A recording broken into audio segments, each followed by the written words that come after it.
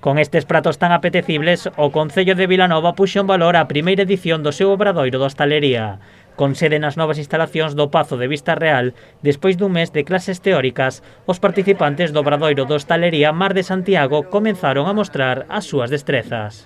Pues tenemos dos especialidades, una de cocina y otra de restaurante-bar.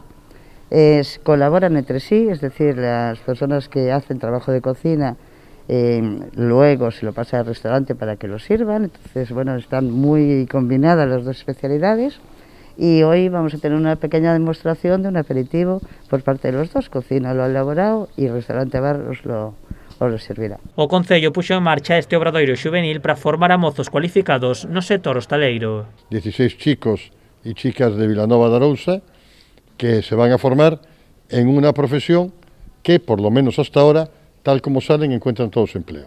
Ese es el gran cambio de un obradoiro de hostelería con cualquier otro. Esto es empleo seguro, que en estos tiempos es difícil, ¿no? Y también es una mejoría, desde luego, para la calidad de la hostelería en nuestro ayuntamiento. O obradoiro conta coa colaboración da Xunta de Galicia, que ademais deste obradoiro xuvenil desenvolve outro para maiores de 30 anos, investindo na vila 800.000 euros. E ademais que os felicito porque, de feito, pois estas persoas que os se están formando, aparte de que están adquirindo tamén pois unha aportación económica mensual tamén, que, bueno, isto tamén é moi favorecedor para as familias de todos os que participan neste obradoiro, pois contan cun porcentaxe de inserción laboral no mercado pois moi importante, non? Ademais desta práctica, nas vindeiras datas, o alumnado realizará outras presentacións e actividades da man da marca Mar de Santiago, aportando un atractivo gastronómico máis á promoción de Vilanova.